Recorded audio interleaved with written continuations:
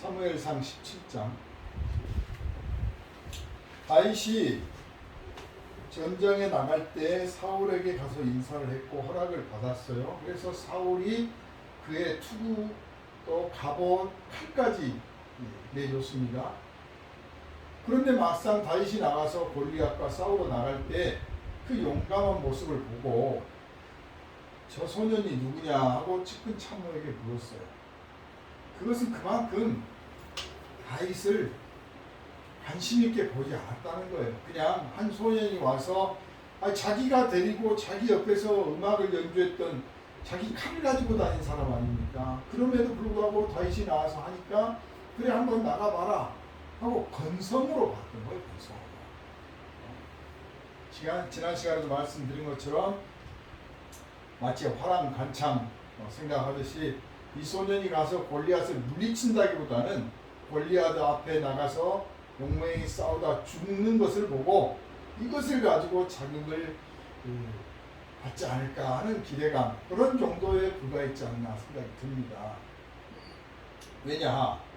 사울의 머릿속에는 힘으로 싸워서 이긴다고 생각하고 있기 때문이고, 그 힘에 딸리고 있어서 그저 지지 않으려고 지금 몸부림치고 있는 거지 이길 생각은 아예 못하는 거예요. 어떻게 봐도 블레셋에게 자기들이 지금 상대가 안 돼. 골리앗 한 사람도 물리칠 만한 능력 있는 장수도 없고, 또 군대 사기도 안 되고, 또 병력도 안 되고, 군 장비도 안 된다고 생각을 하고 있는 거예요. 그런데 다윗은 어떻습니까? 다윗은 본인의 입으로도 말하지만 여호와께 이 전쟁이 속해 있고, 여호와의 전쟁은 칼과 창으로 하는 게 아니다. 여호와의 이름으로 하는 것이다. 그러니까 같은 전쟁을 놔두고 시각이 서로 다른 두 사람이 있습니다. 그런데 한 사람은 지금 리더가 되어 있고 한 사람은 장차 리더가 될 사람입니다. 여기에 하나님의 전환점이 있는 겁니다. 우리가 가지고 있는 힘과 능력과 지혜로 세상에서 이기려고 하면 잠깐은 이기겠지만 머지않아 우리보다 더 힘센 사람들 앞에 가서 우리는 굴복하게 될 겁니다. 사실 세상은 자신만 모르고 있지 세상에는 자기보다 잘난 사람이 얼마나 많은지 몰라. 자기만 몰라. 그래서 애초에 자기의 지혜와 능력과 힘으로 세상에서 이기려고 하면 그것처럼 어리석은 자가 없는 거예요. 다윗이 진정한 현명함을 보여주고 있어요. 그러니까 진정한 믿음은 진정으로 지혜로운 거예요. 진정한 믿음은 진정으로 현명한 거예요. 바로 다윗이 보여주고 다니엘이 보여주고 수많은 하나님의 사람들이 그것을 보여줍니다. 정말 현명한 자가 누구냐? 세상의 지혜와 세상의 힘과 세상의 능력으로 세상의 권세로 세상을 이기는 자가 아니라 오직 하나님의 이름으로 세상을 이기는 자, 하나님이 이기게 하시는 것을 따라가는 자, 하나님의 뜻에 자신을 맡기는 사람, 이 사람이 현명한 사람이요 지혜 있는 사람이다 하는 겁니다. 하나님이 이것을 분노하고 계시며 하나님이 그 분노에 따라서 싸우면 하나님이 이기게 해 주시리라고 믿었던 이 다윗이 이 전쟁을 이기게 하고, 그래서 사울에서 다윗으로 왕권이 넘어갑니다. 그래서 우리들의 마음속에 있는 왕권도 사울 같은 왕권에서 다윗 같은 왕권으로 넘어가야 되는 겁니다. 많은 사람들이 예수 믿는다, 하나님의 자녀다고 하면서 여전히 사울과 같은 생각을, 사울과 같은 사고방식으로, 사울과 같은 태도로 세상을 살아갑니다. 그런 사람들은 잠시 잠깐은 이기지만 완전한 승리, 영원한 승리를 이기지 못하고 한 번의 승리를 위해서 많은 비용을 들여야 됩니다. 많은 값을 치러야 되는 거예요. 그런데 다윗을 보면 다윗이 지불한 값은 없습니다. 돌팔매질 하나로 이 전쟁을 이깁니다. 그래서 하나님을 믿고 하나님을 따르고 하나님의 이름으로 세상에서 이기려고 하는 사람은 그렇게 많은 비용과 능력을 들이지 않아도 하나님께서 이기게 해 주심으로 세상을 이겨나갈 수가 있는 것입니다. 우리에게 주신 하나님이 제시하는 이 복된 길을 우리가 따라 나가야 될 줄로 믿습니다. 자, 블레셋 앞에 다윗이 있습니다. 그 블레셋의 장수는 골리앗입니다. 그 골리앗이 다 보니까 다윗이 불쌍하게 보인 거예요. 그 다윗을 보고 업신여기니 이는 그가 젊고 붉고 용모가 아름답다 라고 표현했는데, 이건 말하면 한 미동이 그 예쁘장하게 생긴 소년이 나와서 야 나랑 한판 뜨자 이렇게 하는 걸 보니까 참 짠한 거예요. 그 모습이 더 짠한 거예요. 불쌍한 거예요. 그리고 화가 나는 거예요. 이게 막대기 하나 딱 들고 나왔거든. 아니 누구를 괴로워하러? 그래서 그 순간 이 골리앗이나 블레셋 사람들은 어떻게 생각했느냐 하면 선동술이다라고 생각했을 뿐이에요. 다윗이 정말 골리앗을 물리칠 만한 비장의 무기를 갖고 나왔다고 생각하지 않고 선동술, 그 군대에서 뭐 드럼 북치는 소년도 있고 트럼펫 부는 소년, 나팔 부는 소년도 있잖아요. 1차 대전 때까지, 아니 2차 대전 때까지도 이 북치는 소년, 나팔수 소년들이 있었습니다. 이 선전선동, 전쟁터에서 나가서 이걸 소년이 한단 말이에요. 그럼으로써 용기를 북돋는 그런 정도의 역할이라고 생각을 한 거예요. 그래서 거기에 대해서는 어떻게 해야 됩니까? 야유를 하고 같이 선동을 하는 거죠. 막 소리를 지르고 그럼으로써 이기는 거예요. 그러니까 이 골리앗이 다윗에게 이 살을 내가 들짐승과 새들의 먹이로 줄 것이다.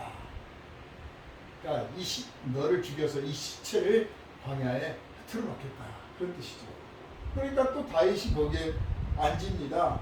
너는 지금 네가 사실 뭐 자랑할 게 뭐냐? 네 칼과 네 단창을 가지고 나왔잖아. 그거예요, 바로 그거. 적의 핵심을 딱 보는 거예요.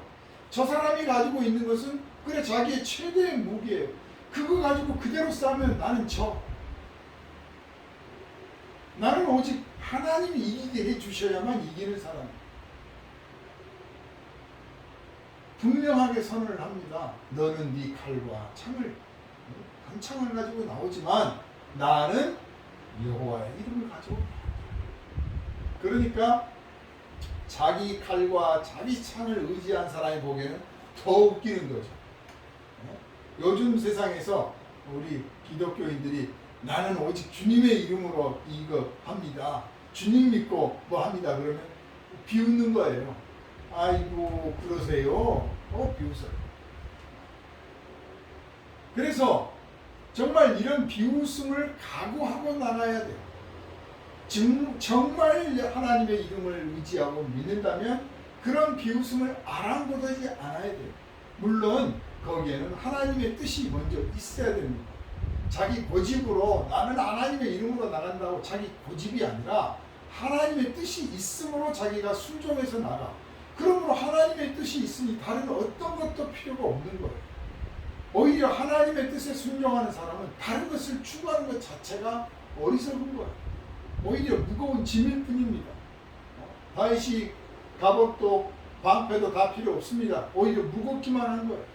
그냥 주님의 이름, 다시 말해서 주님의 능력, 주님의 뜻, 주님께서 함께 하시는 이것만 있으면 되는 것이죠. 그러나 세상은 그런 걸 모르니까 그 원리도 모르고 그 법칙도 모르고 그 안에 있는 능력도 몰라요. 그러니까 오직 자기들이 가진 거 가지고만 우리를 비교하려는 거예요. 그래서 그 창과 칼을 가진 입장에서 볼 때는 다윗은 무모하기 짝이 없고 머리석고 미련하고 고집스럽고 한마디로 가짜는 거죠. 거기다가 불쌍한 거예요. 저렇게 자기 하나님을 믿고 나오는데 그 하나님 믿고 나와서 결국 개죽음 당하면 아이고 얼마나 불쌍한가 이런 식인 거예요. 과연 그럴 것인가? 성경에는 이렇게 무모할 만한 참 무모하다 싶을 만한 그런 사건들이 몇 번 있습니다. 이것은 모든 경우에 적용되고 있는 것은 아닙니다. 말 그대로 특별한 상황이죠. 그러나 이 특별한 상황이 또한 우리들 모두에게 보편적으로 적용될 수 있도록 우리의 믿음이 커나가는 것, 이것이 주님이 바라시는 것입니다. 네가 모욕하는 이스라엘 군대 하나님의 이름으로 나아간다. 그래서 너와 이 너의 나라 이 블레셋과 이 땅의 모든 것들이, 모든 피조물들이 하나님이 계시며 하나님이 이스라엘의 하나님이시라는 것을 내가 알게 해주겠다. 이것이 인생 최대의 목적입니다. 다윗은 이것으로 이미 왕이 된 겁니다. 이 믿음이 자기를 다스리게 됐고, 이 자기를 믿음으로 다스릴 수 있는 사람, 이 사람이 바로 왕이 되는 사람이에요. 이 사람이 비록 직업이 뭐가 될지라도 하나님은 그를 가장 귀하게 보시고 세상의 중심으로 보시는 것입니다. 그래서 우리의 인생의 목표가 뭐가 되어야 되느냐, 이 특별한 사건에서 드러나고 있지만 하나님이 이 땅의 온 우주의 주인이시며 이 세상의 주인이시며 이 땅의 주인이시고 그 하나님이 이 교회의 하나님이시며 이스라엘의 하나님이시고 나의 하나님이시다. 그 하나님이 살아계신 하나님이시다. 이것을 드러내 보이고 이 하나님께 영광을 돌리고 이 하나님의 뜻에 순종하는 것이 내 인생의 최고의 목표다. 이렇게 생각하면 하나님은 그를 왕 같은 사람으로 대접하고 왕으로 삼으실 줄로 믿습니다. 그러니 더욱더 웃기는 거죠. 골리앗이 볼 때는 그렇게 너네 하나님이 훌륭하고 대단한 하나님인데 여태 전쟁 지게 했느냐? 그리고 그렇게 대단한 하나님인데 너희들이 쫄아가지고 숨어서 나오지도 못하느냐? 더 웃기는 거예요. 그런데 바로 그때가 바로 방심할 때. 하나님이 우리에게 기회를 주시는 방법이 참 놀랍습니다. 완전히 방심을 했어요. 다윗이 의심스럽고 뭔가 첨단의 무기가 있는 것 같으며 뭔가 새로운 어떤 신기술을 가지고 있다 싶으면 경계를 하죠. 막 큰소리 치며 비웃으면서도 눈치를 보면서 경계를 한단 말이에요. 그런데 어떻게 봐도 다윗이 경계할 만한 대상이 아니야. 여태 쫓겨나고 있었던 밀렸던 이 이스라엘이 믿고 있다는 그 하나님의 이름으로 나왔다니 자기가 볼 땐 더 웃기는 거예요. 그만큼 이 골리앗의 마음속에는 하나님을 모욕하고 업신여기는 마음이 있었죠. 하나님은 누구든지 하나님을 욕되게 하는 자, 하나님을 비방하는 자, 하나님의 영광을 가리는 자를 결단코 용서하시지 않습니다. 반대로 누구든지 하나님을 영화롭게 하고 하나님의 이름을 높이고 하나님을 경외하는 자가 있으면 그 사람이 누구든지 하나님은 그가 세상에서 존중받도록 존경받도록 그렇게 하시는 분이십니다. 그 계기를 오늘 이 자리에서 딱 보여주시는 거예요. 그런데 그때 다윗이 이렇게 전술적으로 만들어서 방심하게 만들어서 어떻게 빈틈을 노렸던 게 아니라 그 서로 그랬다고 할지라도 아마 정말 그랬다면 실패했을 거예요. 순간에 용기가 왔듯이 하나님으로부터 용기가 왔듯이 순간에 지혜가 오고 순간에 판단력이 옵니다. 지금 이때다. 지금 이때다. 저놈이 방심하고 있구나. 저 웃고 있는 저 녀석의 면상에 내가 돌팔매질을 해버리리라. 사자를 물리치듯이 그냥 힘껏 던졌는데 대개 돌팔매가 효력을 미치려면 뭐 길게는 한 30m도 나가겠죠. 30m, 50m도 나가겠죠. 그런 건 멀리 이제 돌을 던져서 쫓는 경우고, 직접 만져서 충격을 가하고 살상을 목적으로 하려면 몇 미터 전방입니다. 아주 가까워야 되는 거예요. 가까이 올 때까지, 자신이 다가가고 상대가 다가올 때까지 이 골리앗은 방심했고 비웃고 있었던 거예요. 그때 돌팔매질을 합니다. 그러니까 다윗이 돌팔매를 막 아주 오랫동안 돌리고 왔으면 상대도 경계를 했을 거예요. 그런데 아주 짧은 순간에, 그러니까 휙 한 두어 바퀴 돌려서 그냥 탁 던져버리니까 주머니에 돌 꺼내서 돌팔매에 끼워가지고 돌려서 탁 던지는 순간까지 불과 몇 초도 안 걸린 거죠. 그 짧은 거리에서 딱 던져서 이마에 딱 맞췄더니 이마에 박혀버렸어요. 얼마나 다윗이 힘이 셌던 걸 알 수 있어요. 평소에 힘이 있었다는 것도 드러나는 점이지만 하나님의 힘이 여기에 실렸다는 거예요. 우리가 하는 일에 하나님의 힘이 실렸을 때 거기에서 엄청난 위력이 나타나는 것으로 확실히 우리는 압니다. 우리의 하는 모든 일 속에 하나님의 힘이 실리기를 주님의 이름으로 축원합니다. 아멘. 블레셋 사람의 이마를 치매 돌이 그의 이마에 박히니 땅에 엎드려졌다. 너무 깜짝 놀란 일이죠. 순식간에 벌어진 일입니다. 아무도 믿을 수 없는 일이에요. 입 떡 벌리고 있는 일이에요. 실제로 이 사람이 넘어졌나 실수했나 아직 상황 판단이 안 될 정도인 거예요. 그런데 다윗이 가서 그 사람의 칼을 빼가지고 목을 잘라버렸어요. 그 잘라질 때 뭐 단번에 탁 잘라졌겠어요? 그 광경을 보면서 그때서 사람들이 이제 상황, 현실을 깨닫습니다. 블레셋은 완전히 혼비백산을 해버리는 것이고 이스라엘 진영도 믿을 수가 없는 상황인 거죠. 저 소년이 저런 일을 해낼 수 있을까? 그 순간에 이제 전쟁의 승리가 다가오는 순간이죠. 이스라엘 군대가 일어나서 블레셋을 칩니다. 예수께서 십자가에 못 박히셔서 그 피 흘리심으로 사탄을 물리치셨어요. 그 피를 보고 다윗이 골리앗의 이마에 돌을 찍어 박았는데 그때까지도 실감이 안 나는 거예요. 그런데 목을 자르니까 피가 솟구치죠. 그 피가 솟구치는 장면을 보고 이야 이겼다 하고 이스라엘이 쳐들어갔단 말이에요. 그런 것처럼 예수께서 십자가에서 피 흘리시는 그 보혈을 보고 우리가 이 어둠의 세력들, 죄의 세력들, 마귀의 세력들, 사탄의 세력들, 하나님의 영광을 가리는 이 세력들을 향해서 우리가 맞서 싸워 나간다면 우리는 반드시 이기게 될 줄로 믿습니다. 아멘.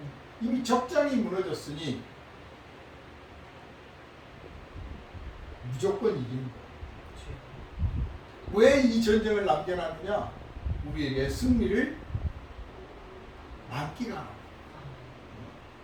주님의 그 승리에 참여해서 분깃을 나누게 하시려고 하는 거예요. 이미 무너져버린 적진입니다.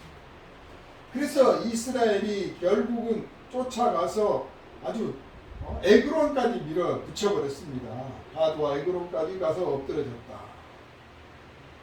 그리고 이제 돌아와서 아주 적들을 내쫓고 혼비백산에서 도망한 적들을 내쫓고 나서 돌아와서 얼마나 멀리 쫓았던지 돌아오니까 이제 블레셋 그 진영이 남아있잖아요. 몸만 도망갔으니까 거기 가서 그 블레셋의 식량, 무기, 옷 모든 거 다 노략을 해서 획득을 해가지고 돌아왔고 다윗은 골리앗의 머리를 잘라가지고 자기 장막에 뒀습니다. 전리품인 거죠.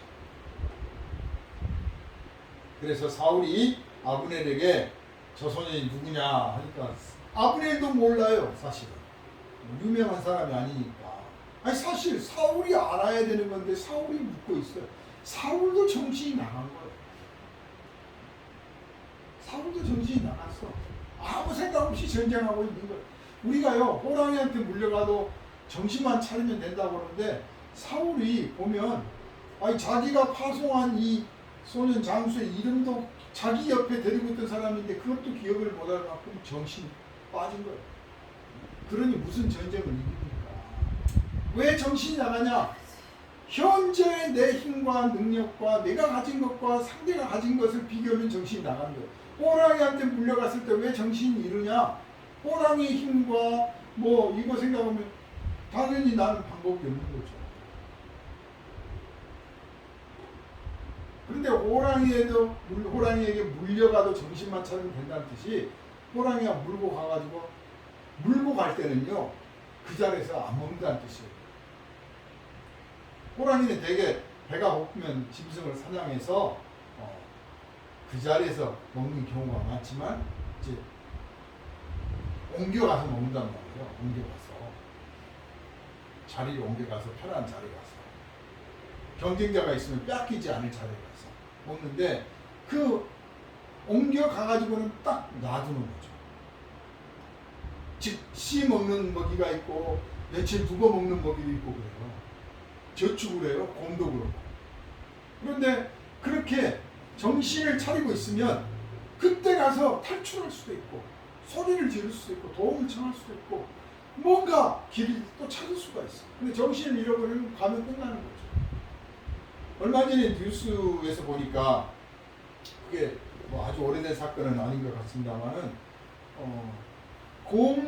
곰의 동굴에서 곰이 사람을 사냥해 가지고 물고 가서 동굴에다 놔뒀어요. 다음에 먹으려고. 그런데 여기저기 이렇게 사냥하면서 수색하면서 하던 사람들한테 이제 발견이 된 거예요. 그 사람이 겨우 숨이 넘어가는 소리를 질러 가지고 도움을 청해서 가서 보니까 그 곰의 힘에 의해서 갈비도 나가고 척추도 나가고 그랬는데 그때까지 살아 있었어요. 그래 마침 수색대가 오니까 살려달라고 소리를 질러서 산 거예요. 야, 호랑이한테 물려가도 정신만 차리면 된다더니 곰한테 물려가도 정신만 차리면 되는 거예요. 일단 물려갔다고 하면 살 기회가 있단 말이에요. 그 자리에서 안 죽었으니까. 즉 우리에게 지금이 끝이구나 싶을 때도 아직도 기회가 있다는 거예요. 그렇게 깨달을 순간이 있다면 뭔가 길이 또 있다는 거예요. 정신을 잃어버린 사울은 이미 왕으로서의 권리, 권한이, 능력이 없음을 스스로 보여주고 있습니다. 결국 2000년이 누구냐 알아보라고 그랬더니 이새의 아들 다윗입니다. 자기가 데리고 있던 소년이요. 참 이렇게 하나님의 사람은 사람들 눈에 툭툭 띄는 게 아닙니다. 이게 많은 우리 하나님의 사람들이 왜 사람들이 나를 알아주지 않을까? 왜 나는 이렇게 유명한 사람이 못 되나? 왜 나는 이렇게 크게 뭐를 못하나? 그렇게 생각할 때가 간혹 있을 수 있어요. 왜 하나님이 나를 이렇게 크게 안 쓰시나 싶을 수가 있는데, 그거 쓸데없는 생각입니다. 원래 세상은 알아보지 못하게 됐어요. 그리고 하나님의 뜻에 따라서 하나님이 쓰시는 대로 쓰임 받는 거예요. 다윗을 왕으로 삼을 수도 있었지만 또 왕이 아닌 다윗 밑에 다윗만 있었던 게 아니잖아요. 믿음의 사람들이 얼마나 많습니까? 장군도 있고 참모도 있고 그저 평범한 사람도 있는 거죠. 그래서 그냥 귀하게 크게 쓰임 받는 사람이 있으면 박수 쳐주면 되고, 나는 그냥 이름 없이 빚도 없이 쓰임 받다가 하면 주님 쓰시는 대로 쓰임 받았으니 감사합니다 하면 되는 겁니다. 사실 다윗도 그런 상황이었습니다. 그런데 하나님께서 계획이 있어서 다윗을 드러내셨을 뿐인 겁니다. 다윗을 예수 그리스도의 승리, 십자가의 승리 하나의 표상으로 삼기 위해서 드러내셨습니다. 이제 우리도 예수 바라보면서 다윗 같은 믿음을 가지고 오직 주의 이름을 위하여 살아가는 복된 성도들 되시기를 주님의 이름으로 축원합니다. 걸어가신 주님, 이 시간에도 우리 함께 하셔서 은혜 받게 하시니 감사드립니다. 다윗을 볼 때 정말 본받고 싶은 부분이 너무나 많습니다. 우리들에게도 이런 열정과 믿음이 있게 하시고 다윗을 통해서 보여주신 예수 그리스도의 포상을 또한 깨달아서 우리의 삶에서도 사울과 같은 태도가 아니라 다윗과 같은 태도로 변환되고 또 예수께서 이기신 그 승리를 바라보면서 우리도 세상에서 마귀를 물쳐 이기는 복된 삶을 누리게 하여 주옵소서. 우리를 원하신 예수님 이름으로 간절히 기도하옵나이다. 아멘.